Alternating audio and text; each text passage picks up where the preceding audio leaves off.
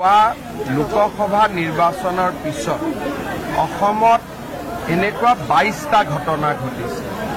আৰু আজি এইটো 23 নম্বৰ আৰু এই গোটেই ঘটনাটোৰ বিলাকৰ লগত এটা কিছুমান বিশেষ মানুহ জড়িত হৈ থাকে আৰু লোকসভা ইলেকশ্যনৰ পিছত তেওঁলোকে বহুত এনকাৰেজমেণ্টটো পাই আছে এটাৰ পিছত এটা ঘটনা কৰি আছে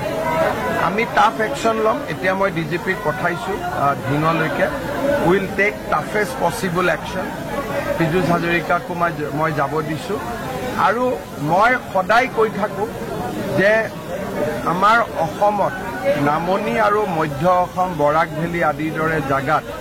আমাৰ খিলঞ্জীয়া মানুহ লোকেল মানুহবিলাক বহুত ভয় আৰু সন্ত্ৰাসৰ পৰিৱেশত থাকে অসমৰ মানুহে যিমান এই কথাবোৰ বুজিব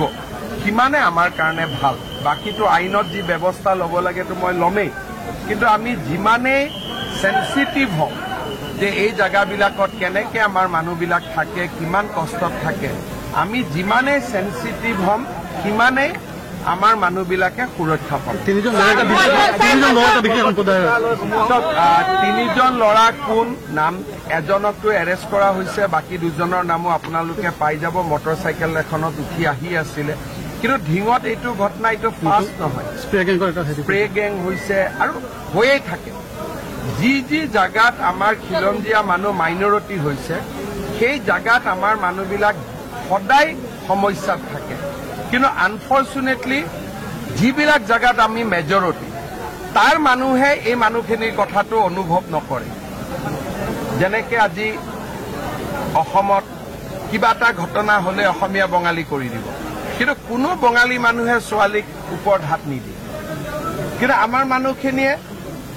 চিন্তা কৰি থাকিব বঙালীয়ে চিন্তা কৰি থাকিব অসমীয়াই চিন্তা কৰি থাকিব মাৰোৱাৰীয়ে চিন্তা কৰি থাকিব হিন্দীভাষী